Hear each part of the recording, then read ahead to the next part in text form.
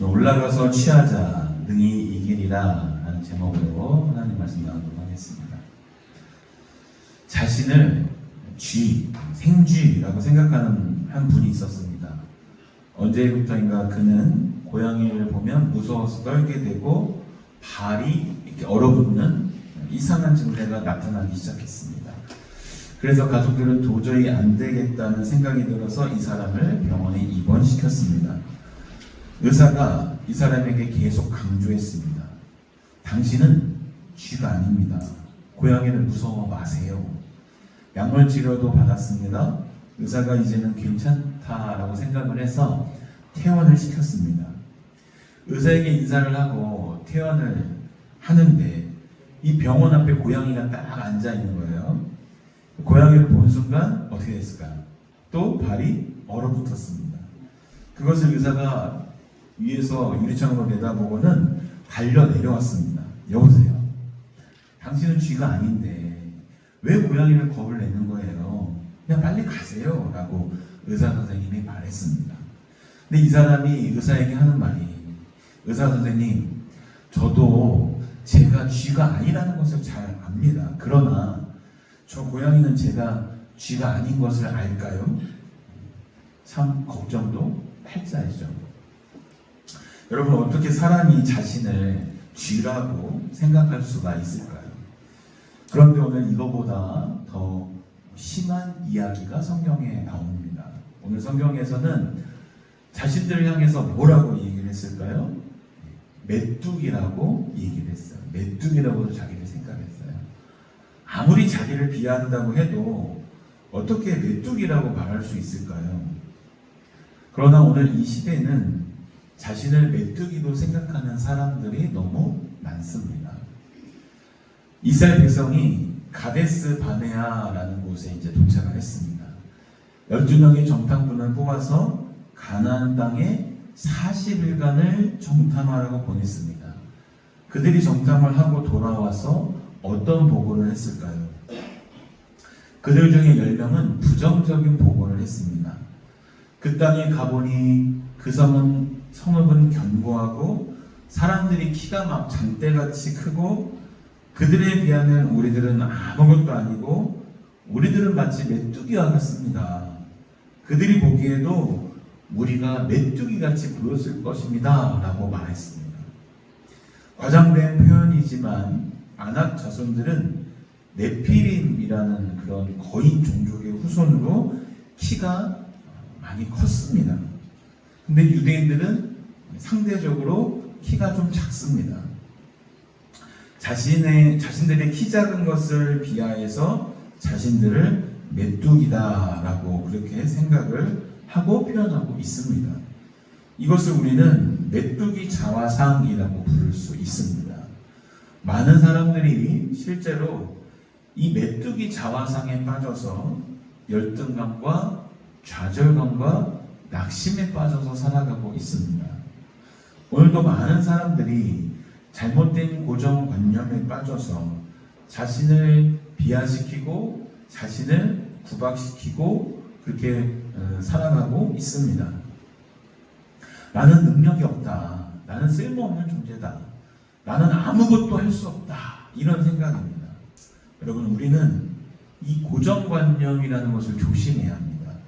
고정관념이란 고장난 생각입니다. 한번 고정관념의 노예가 되어버리면 평생을 가게 됩니다. 어려서 국수 먹고 배탈이 난 사람이 있습니다. 이 사람은 평생 국수만 먹으면 배탈이 납니다. 그것을 벗어나지 못합니다. 그가 배탈 날 이유가 아무것도 없는데 그 고정관념에서 빠져나오지를 못합니다. 나는 사업만 하면 실패해. 나는 뭐든지 안 돼. 이런 고정관념이 우리를 얽어매고 있습니다. 여러분은 믿음으로 이 고정관념에서 탈출하시기를 주님의 이름으로 축원합니다. 유대인들은 자신들이 메뚜기 같다는 고정관념에 빠져 있었습니다. 여기서 벗어나지 않으면 그들은 메뚜기처럼 살아갑니다. 왜 사람들은 종종 메뚜기 자화상을 가지고 살아갈까요? 비교하기 때문입니다. 남과 나를 비교하면 좋은 결과가 있어요, 없어요? 없어요. 저희 집 셰프님께서 아무리 공유를 좋아한다고 해서 내가 저 공유만큼은 생기지 못했는데 그렇게 비교하고 살면 제가 행복해요, 불행해요? 결혼생활 내내 불행할 거예요, 그죠? 그러나 그분은 저희 주위에 없기 때문에 비교하지 않고 행복하게 살 수 있습니다. 여러분, 내 남편과 남의 남편을 비교하지 마시기 바랍니다. 반대로 내 아내와 남의 아내를 비교하지 마시기 바랍니다.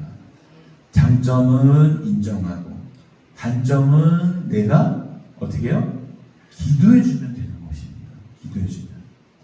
다른 사람과 나를 비교해서 내가 좀 잘나면 어떻게 돼요? 우월감에 빠지게 됩니다. 비교는요, 여러분, 서로를 불행하게 만듭니다. 남과 비교하면 쉽게 열등감에 빠질 수 있습니다. 여러분, 우리 오늘 한 사람을 하나님이 독특하게 만드신 창조물이고 걸작입니다. 우리 옆에 계신 분을 보고 인사하겠습니다. 당신은 하나님의 걸작입니다. 당신은 하나님의 걸작입니다. 세상에 귀한 것은 하나밖에 없습니다. 우리 권사님들, 우리 집사님들, 세상에 하나밖에 없으시죠? 저도, 이성훈 목사도 세상에 하나밖에 없습니다. 여러분이 잘났던 못났던 여러분은 하나님의 창조한 유일한 창조물임을 믿으시길 바랍니다. 우리는 특별한 존재입니다. 왜냐하면 예수님께서 우리를 위해서 값진 보배로 피를 흘리셨기 때문입니다. 나 자신의 소중함을 모를 때 우리는 잘못 생각할 수 있습니다. 여러분, 우리는 하나님의 사랑받는 존재임을 늘 기억하고 사시기를 간절히 바랍니다. 사람들은 오늘도 나는 키가 작다라는 열등감에 빠져 있습니다. 학력이라는 키에 사람들은 고통받기도 합니다. 나는 많이 배우지 못했어. 가방끈이 짧아. 외모의 키, 재물의 키, 배경의 키, 무언가 좋지 못한 배경에 대해서 열등감을 가지고 살아갈 수가 있습니다. 여러분, 그런데 우리 그리스도인들은 가지고 있는 어떤 소유로 평가되지 않습니다. 우리는 하나님의 걸작이고 하나님의 자녀라는 것에 우리의 가치를 두어야 할 줄로 믿습니다. 베드로후서에 너희는 왕같은 제사장이요 거룩한 족속이요 택하신 백성이라고 했습니다. 우리는 그의 소유된 사람들입니다. 여기에 가치가 있는 것입니다. 그래서 우리 자신을 비하시키고 열등감에 빠지는 것은 마귀가 주는 생각입니다. 이것은 마귀가 내 생각 속에 주는 악한 그 가라지와 같은 것입니다. 그래서 이제는 하나님을 바라보고 예수 그리스도만을 바라보면서 여러분 안에 있는 자신감과 담대한 믿음과 자존감을 회복하기를 주의 이름으로 축복합니다. 자존감은 내가 얼마나 귀한 존재인가 하는 것입니다. 여러분, 자존감을 가지십시오. 믿음을 가지십시오. 그래야 여러분이 인생의 승리자가 될 수 있습니다. 여러분 잘 아시는 성악가 조수미 씨가 한 잡지사에서 인터뷰를 했는데 이런 이야기를 했대요. 나는 항상 내가 최고라고 생각하면서 노래를 부릅니다. 왜냐하면 내가 최고라고 생각하지 않으면 관중들에게 감동을 줄 수 없기 때문입니다. 적어도 오늘 이 무대가 내가 최고다는 자부심과 자신감을 가지고 찬양도 하고 노래도 한다는 거예요. 그리고 그녀는 뉴욕의 거대한 메트로폴리탄 무대에 서든 어느 도시의 지방의 작은 무대에 서든 내가 서기 때문에 이 무대가 특별해진다라고 생각을 한다는 거예요. 바라기는 오늘 여러분 때문에 여러분의 사업장이, 여러분의 직장이, 여러분의 가정이 특별해지는 것을 믿으시기를 바랍니다. 우리 그리스도인들은 남에게 쓸모없는 사람이 아닙니다. 남에게 폐를 끼치고 걸리적거리는 그런 사람이 아닙니다. 우리는 복의 통로요, 복의 근원인 것을 믿으시기를 바랍니다. 여러분이 가는 곳마다 놀라운 하나님의 축복이 전해지기를 주님의 이름으로 축원드립니다. 특별히 오늘 30절에 보니까 같이 읽을까요? 갈렙이 모세 앞에서 백성을 조용하게 하고 이르되 우리가 곧 올라가서 그 땅을 취하자 능히 이기리라 하나. 아멘. 이렇게 갈렙이 말을 해요. 10명의 정탐꾼들은 그 땅은 비옥하고 아름답지만 우리는 그들을 절대로 이길 수 없다라는 절망적인 보고, 패배적인 보고, 비관적인 보고를 했습니다. 그 보고 때문에 온 백성이 절망에 빠지고 난리가 났습니다. 그래서 여러분, 부정적인 사람들이 사실 제일 무섭습니다. 부정적인 생각은 전염병처럼 쉽게 퍼집니다. 그런데 믿음의 사람 여호수아와 갈렙은 믿음으로 담대한 선포를 하고 있습니다. 올라가서 그 땅을 취하자 능히 이기리라. 이것은 믿음의 사람이 취할 행동입니다. 그 땅을 차지하자라는 것입니다. 그들이 차지해야 될 가나안은 그럼 오늘 우리들에게 무슨 의미가 있을까요? 우리가 올라가서 차지해야 할 가나안은 오늘 여러분들이 살아갈 인생입니다. 이 인생 속에서도 성도 여러분이 갖고 있는 목표, 계획, 직장, 사업의 현장이 바로 가나안입니다. 우리가 이 삶의 현장에서 우리의 일생을 어떻게 하면 승리하고 살아갈 수가 있을까요? 승리의 요건을 한번 생각해 보려고 합니다. 첫째는 여러분의 생각을 바꿀 때 승리할 것을 믿으시길 바랍니다. 생각을 바꾸면 인생이 바뀝니다. 그렇습니다. 중요한 얘기입니다. 생각을 바꾸면 우리 행동이 달라집니다. 행동이 바뀌면 우리의 습관이 바뀝니다. 습관이 바뀌면 우리의 인격이 바뀌고요. 인격이 바뀌면 우리의 운명이 바뀝니다. 여러분이 어떤 생각을 하느냐가 바로 여러분의 미래를 바꾼다라는 것입니다. 성공하는 사람과 실패하는 사람의 차이는 뭘까요? 돈이 많으냐, IQ가 높으냐가 아니라 생각의 차이입니다. 긍정적인 생각을 하느냐, 아니면 믿음의 생각을 하느냐, 성령의 생각을 하느냐, 생각의 차이입니다. 어떤 사람들은 생각이 쓰레기통입니다. 잡다한 것을 집어넣어서 생각이 쓰레기통이 됩니다. 그 쓰레기통을 깨끗이 청소하고 그곳에 하나님이 주시는 꿈과 아름다운 것들을 담으시기를 바랍니다. 그래서 황금은 땅속에서 채굴하는 것이 아니라 우리의 생각 속에서 더 많이 채굴할 수 있다라고 합니다. 여러분의 생각이 무궁무진한 잠재력이고 자원입니다. 여러분의 생각 속에서 어마어마한 아이디어가 주님께서 주시면 나올 수 있습니다. 그래서 우리는 하나님의 생각으로 우리의 자화상을 바꾸는 것이 중요합니다. 우리의 생각을 잘 지켜야 합니다. 잠언 4장 13절에 같이 읽을게요. 무릇 지킬 만한 것보다 내 마음을 지켜라. 네, 이렇게 말하고 있어요. 여러분의 마음을 지키라는 것은 악한 생각이 우리 마음, 우리 생각을 지배하지 못하도록 생각을 지키라는 것이에요. 10명의 부정적인 정탐꾼들은 이미 마귀가 주는 그 부정적인 생각의 포로가 되어버리고 노예가 되어버렸습니다. 그들은 싸우기도 전에 이미 패배해버렸습니다. 자신들을 메뚜기라고 표현하고 있습니다. 여러분, 그래서 생각을 지키셔야 합니다. 우리가 인생에서 승리하려면 여러분의 생각을 변화시키시기를 바랍니다. 로마서 12장 2절에 오직 마음을 새롭게 함으로 뭘 받으라고요? 변화를 받아 했습니다. 우리 마음, 우리 생각을 바꾸면 우리 인생이 변화될 수 있습니다. 오늘 31절 말씀에 그와 함께 올라갔던 사람들은 이르되 우리는 능히 올라가서 그 백성을 치지 못하리라. 그들은 우리보다 강하니라 하고 그렇게 말하고 있습니다. 그들은 이미 패배적인 생각에 사로잡혀 있습니다.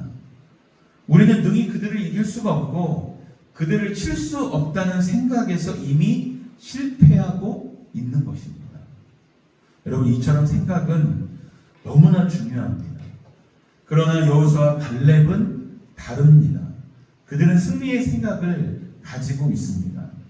올라가서 그 땅을 취합시다. 능히 이길 것입니다. 할 수 있다는 긍정적인 생각이 오늘 저와 여러분의 인생을 바꿀 수 있습니다. 여러분, 할 수 있다는 믿음의 생각을 가지시기를 간절히 바랍니다. 두 번째로 우리가 인생을 승리하면서 살려면 믿음을 가져야 합니다.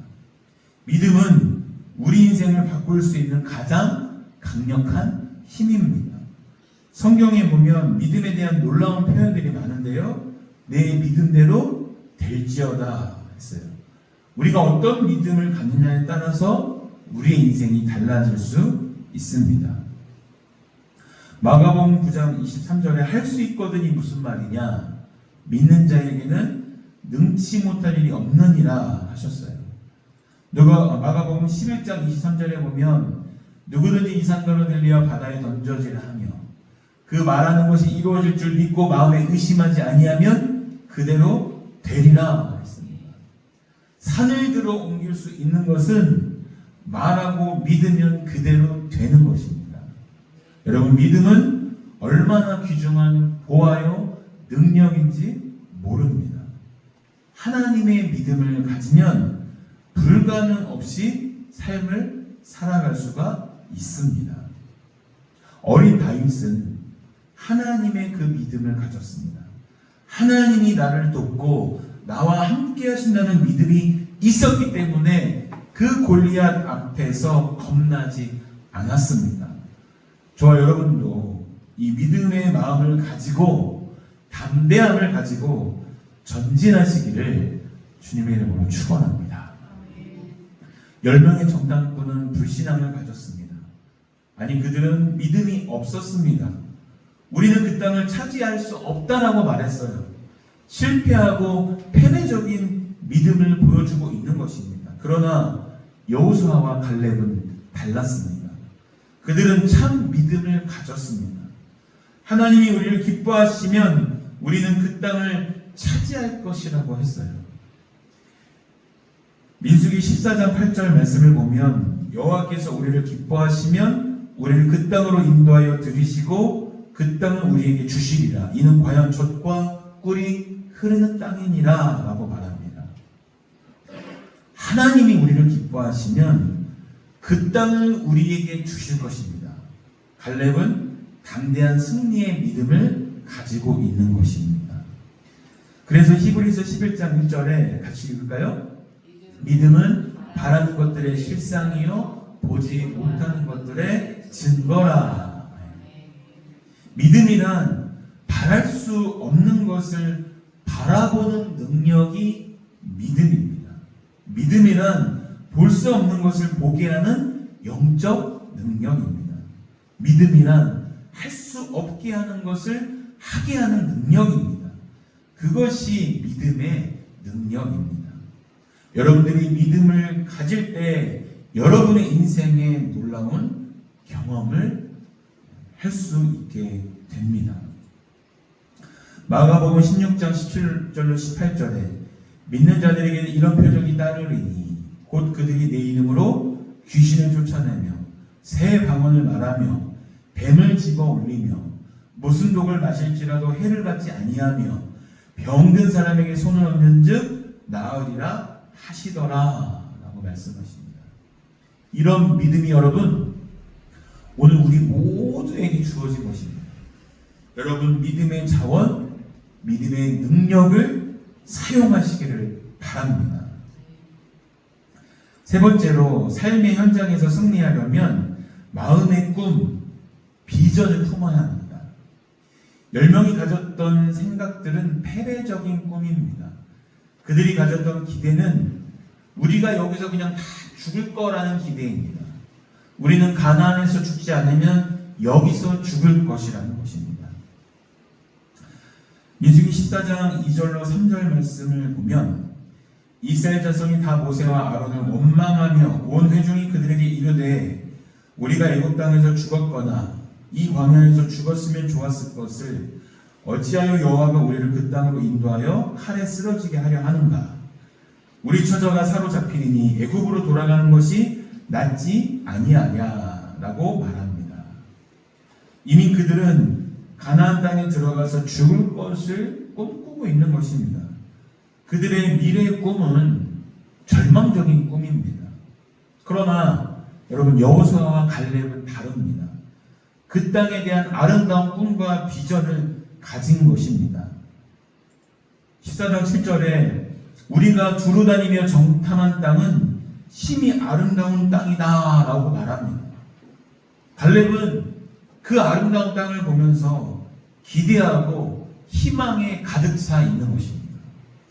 오늘 여러분의 미래가 아름다운 꿈으로 그렇게 가득 차 있기를 소망합니다. 내일에 대한 기대, 내일에 대한 비전을 가지시기를 바랍니다.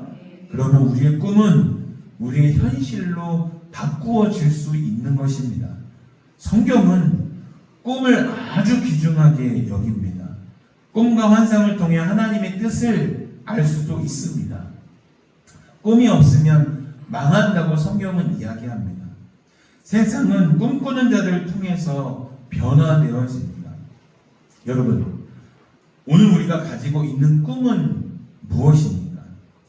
여러분이 오늘 하루를 살아가시면서 가지는 목표와 계획이 여러분의 꿈입니다. 꿈이 있는 사람이 열정이 있고 열정에서 의욕이 샘솟게 되는 것입니다. 존 맥스웰이라는 리더십의 대가는 이런 이야기를 했습니다.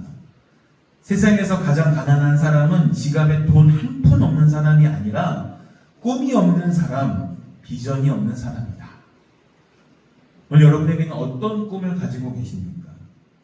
여러분 인생의 아름다운 꿈을 가지시고 목적을 가지십시오. 그 사람이 앞을 향해 발전하는 진취적인 사람이 될 수 있습니다. 미국의 목회자이며 작가인 노만 빈센트 필이라는 박사는 그런 이야기를 했습니다. 여러분의 미래를 과소평가하지 마십시오. 많은 사람들이 자신의 인생을 과소평가합니다. 내 인생은 점점 시들어갈 거야. 내가 나이가 60인데 70이면 얼마나 비참해질까? 80이면 얼마나 더 서러울까? 근데 그러면 그대로 됩니다. 근데 여러분, 여러분의 인생의 최고로 좋은 때는 아직 오지 않은 것을 믿으시길 바랍니다. 오늘보다 내일이 더 발전적인 것을 믿으시길 바랍니다. 여러분, 희망을 꿈꾸십시오. 자신의 미래를 과소평가하지 마십시오. 하나님이 여러분의 인생을 통해서 아름답고 위대한 일을 펼치실 수 있기 때문입니다. 마지막으로 여러분의 인생을 바꾸려면 말을 바꾸셔야 합니다.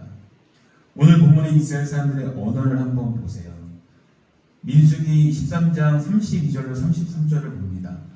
이스라엘 자손 앞에서 그 정탐한 땅을 악평하여 이르되 우리가 두루다니며 정탐한 땅은 그 거주민을 삼키는 땅이요 거기서 본 모든 백성은 신장이 장대한 자들이며 거기서 네피림 후손인 아낙 자손의 거인들을 보았나니 우리는 스스로 보기에도 메뚜기 같으니 그들이 보기에도 그와 같았을 것이니라.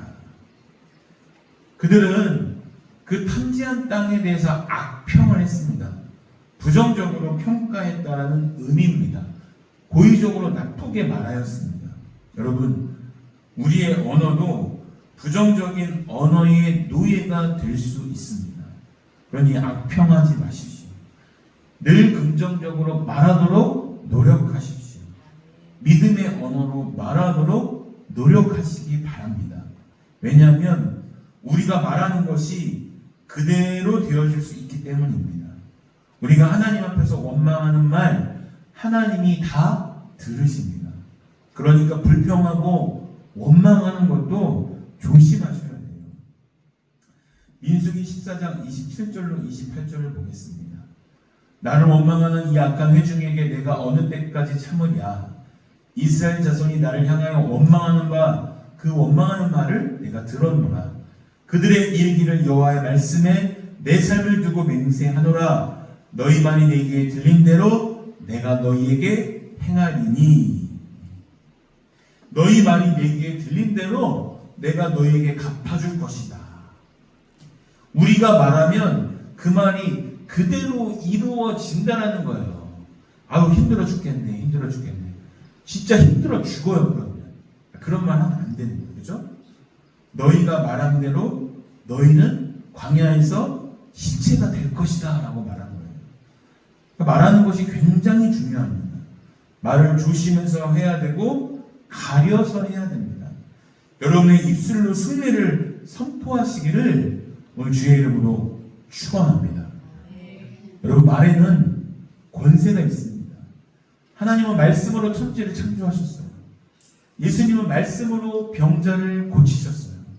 나사로야 나오너라 하니 죽은 나사로가 나흘이나 지났는데 살아서 나왔습니다. 풍랑아 잔잔하라 했더니 거친 풍랑이 잔잔해졌습니다. 말에는 권세가 있습니다. 여러분 우리가 하는 말에도 권세가 있습니다. 믿음의 사람의 말에도 권세가 있습니다. 에모토 마사로라는 사람은 물 연구가인데요. 이 물을 넣고 늘 연구를 했습니다. 근데 물의 결정체를 볼 때 이 물에 대해서 저주를 하고 욕을 하면 그 물의 결정체가 헝클어진 모습으로 바뀌어져 있다는 거예요. 그러나 반면 물을 축복하니까 사랑하니까 그 물이 너무나 아름다운 결정체로 바꾸어져 있다는 것을 발견한 거예요. 여러분 우리 인간의 몸은 80%가 물입니다. 그러니 우리가 부정적인 이야기를 들으면 혈압이 오르고 얼굴이 달아오르고 화내다가 죽게 됩니다. 내 속에 있는 물들이 부정적으로 반응하는 거예요. 그러나 기분 좋은 이야기를 들으면 어때요? 소화도 잘 되고 밥도 맛있고 잠도 잘 옵니다. 왜냐하면 내 몸이 평안해지기 때문입니다. 그러니 여러분의 말 한마디 한마디가 우리의 영혼과 정신과 육체에 얼마나 놀라운 영향을 끼치는지 모릅니다. 사랑하는 성도 여러분, 오늘 승리의 비결을 아시겠죠? 긍정적인 생각을 하시기를 바랍니다. 담대한 믿음을 가지시기를 바랍니다. 아름다운 꿈을 꾸십시오. 긍정적인 말, 칭찬의 말, 격려의 말을 하시기를 바랍니다. 오늘 여호수아 갈렙처럼 그 땅을 올라가서 차지하자 능히 이기리라. 이 확신과 믿음을 가지고 복된 인생을 힘차게 또 살아가실 수 있는 오늘 저와 여러분 되시기를 주님의 이름으로 간절히 축원드립니다.